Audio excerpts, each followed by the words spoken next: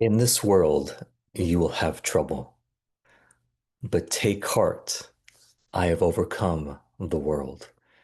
These are Jesus's words from John 16:33, and they might be the most honest and hopeful words ever spoken. Today, we're creating a map through the mayhem, learning how to find beauty in brokenness and hope in the midst of collective grief. This is for every man who feels the weight of the world and wonders where Christ is in the chaos. Welcome to the Heartsmith Podcast.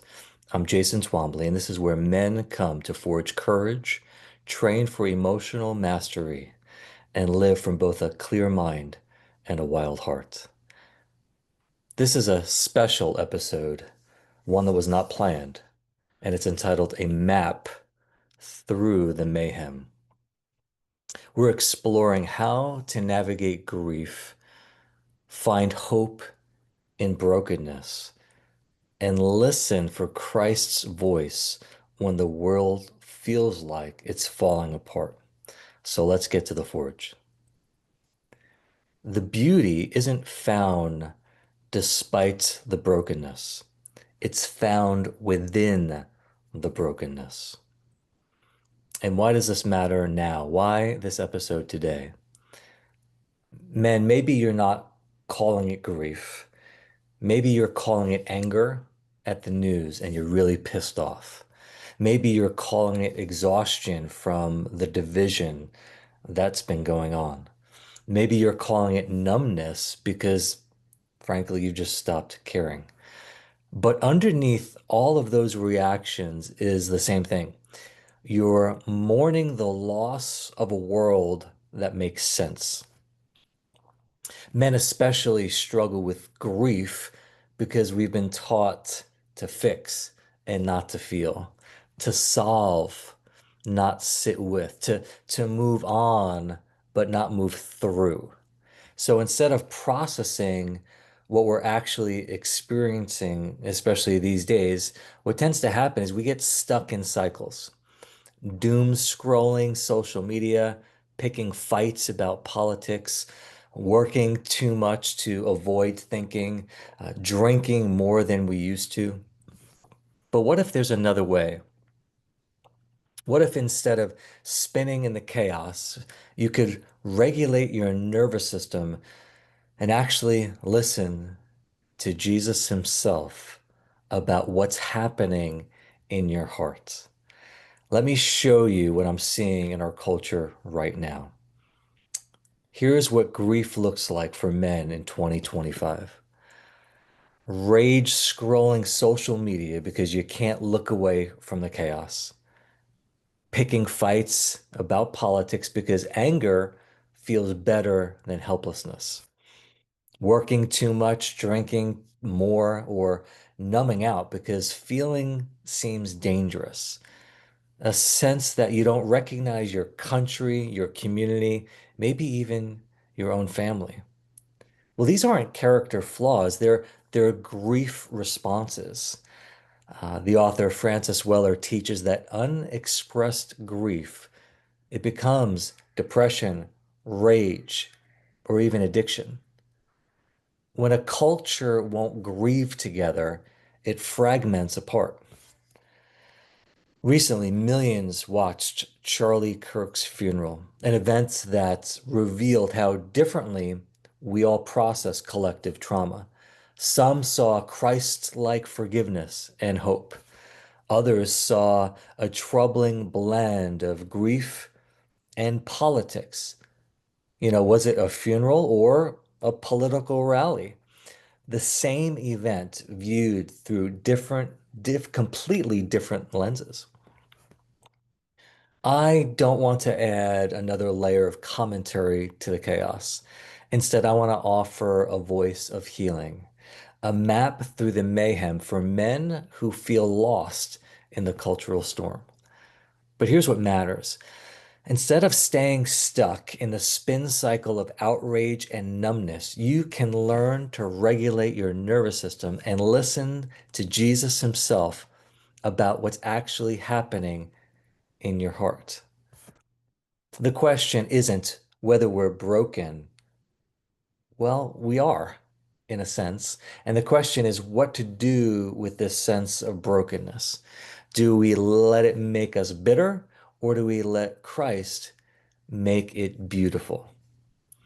Jesus promised trouble, not exemption from it, but he also promised, let not your heart be troubled because of his presence in it.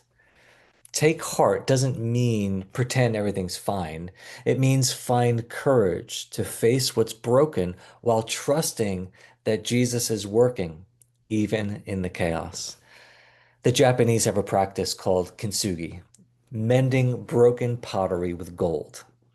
The cracks, they don't disappear, but they become the most beautiful part of the piece. The brokenness becomes part of that beauty, not something to hide. And this is God's way. He uses our scars to help other wounded men find hope. Let me show you what this kintsugi work looked like in my own journey. In 2010, my wife was experiencing excruciating pain in her head. And that next morning, I right away rushed her right into the emergency room, desperate for relief. What we expected to be healing became a nightmare. A nurse, we later called her the nurse in the hot pink pants, she made a catastrophic mistake.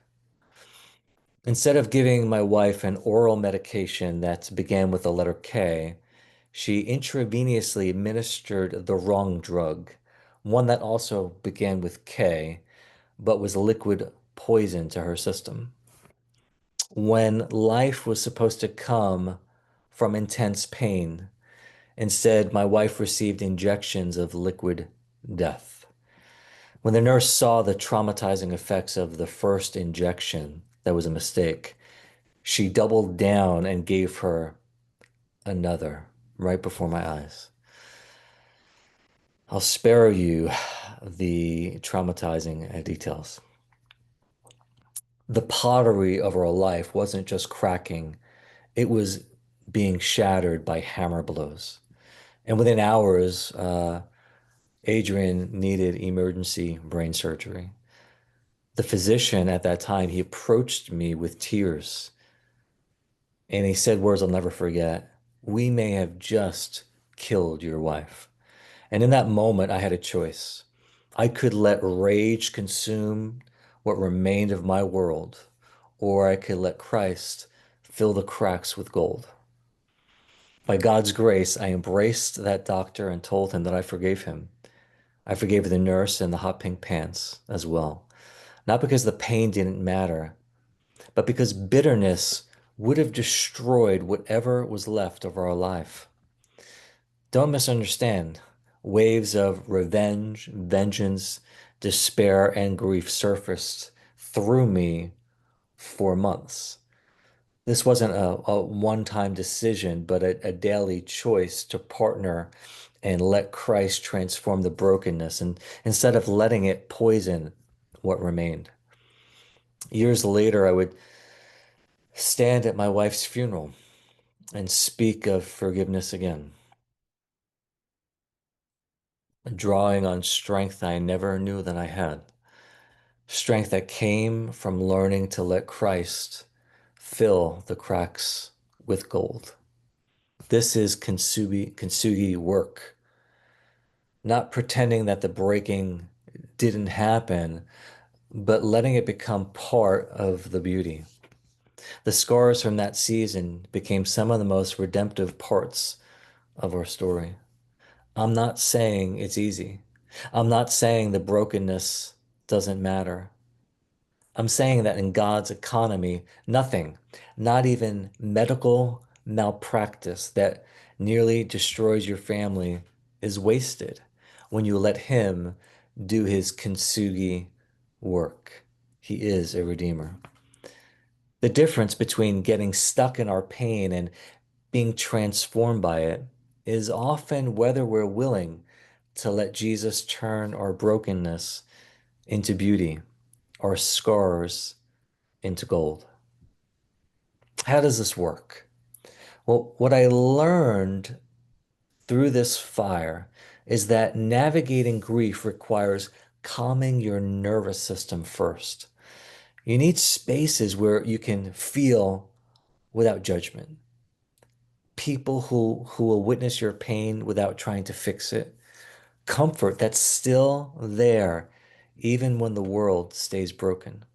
That's Christ's presence with you in the mess and connection to something larger than the crisis. Here's the crucial difference. Healthy grief leads to transformation. Unhealthy grief becomes rumination, staying stuck without letting the pain do its redemptive work. The goal isn't to avoid suffering, but to let Christ use it to fill our cracks with gold. When grief feels overwhelming or you can't function for weeks, that's when professional support becomes really important in the journey. You don't have to do it alone. Francis Weller reminds us that grief is a doorway to be walked through, not a room to live in. Let's practice finding Jesus's presence in whatever you're grieving. I want you to take 3 slow breaths and bring something to mind that's been weighing on you. Not incredibly traumatic for this practice, but maybe something that is recent and is an agitating source of internal friction. So why don't you bring that to mind as you take a deep breath in and out.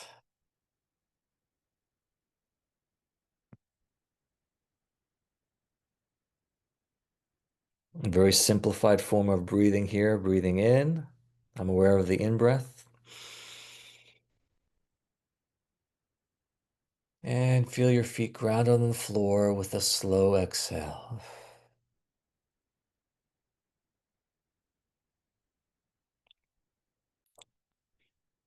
And on the inhale, breathe in, focusing on your heart, opening it wide, and letting that exhale out slowly, letting go of stress and feeling grounded in your seat. Now, with your eyes closed, hear Jesus speaking to you.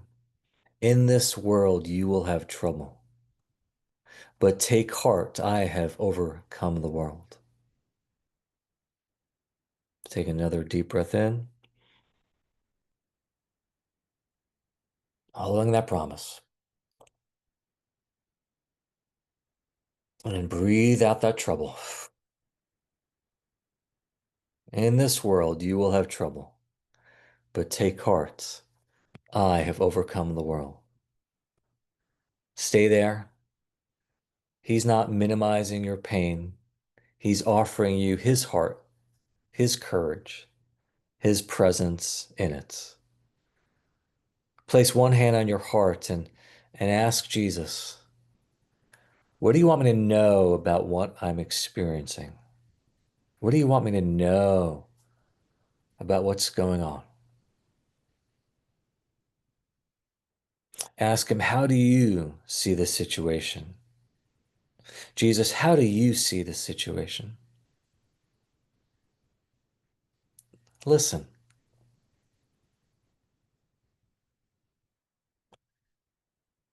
Don't think the answer, wait for it. Jesus doesn't just speak in words.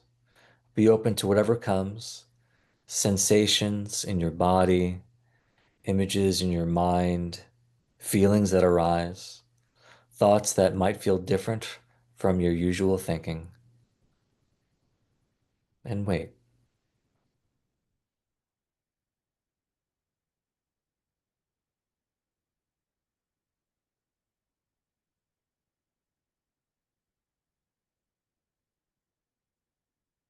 If you need to hit pause on this podcast and get out a journal and write some things that are coming to you, I'd invite you to do so. Now become aware of Jesus' presence within you and with you in this grief. He's not rushing you or trying to fix it. He's simply here with you, closer than you could ever imagine. And be open and watch him beginning the kintsugi work, not hiding your scars, but making them beautiful, not erasing brokenness, but transforming it.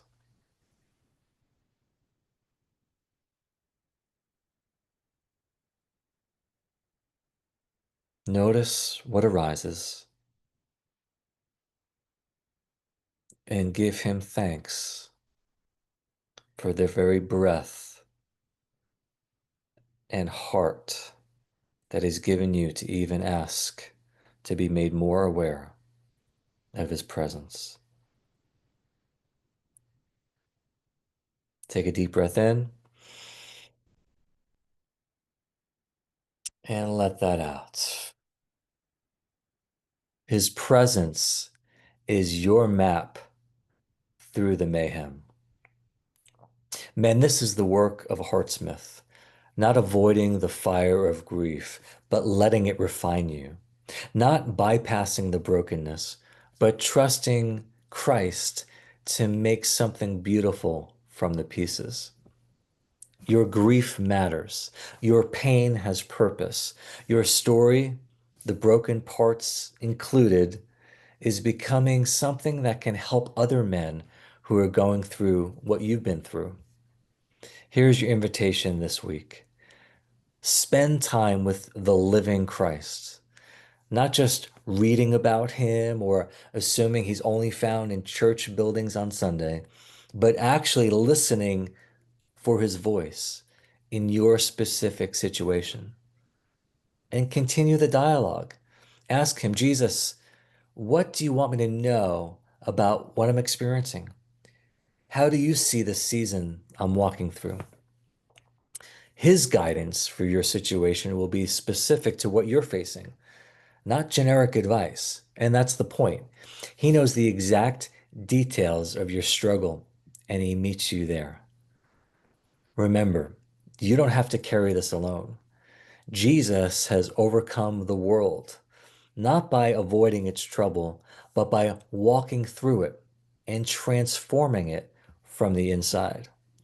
The gold in your cracks is being prepared. The beauty in your brokenness is being revealed. Take heart. Keep forging. Man, if this episode met you in some way in your grief, share it with another man who needs hope in the brokenness and some calm in the chaos. I'll be exploring more of these themes at the Heartsmith Coach on Substack this week.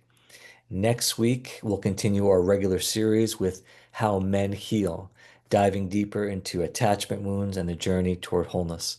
Until then, listen for Jesus' voice in your specific situation. He has something to say to you that he's not saying to anyone else. This has been the Heartsmith Podcast.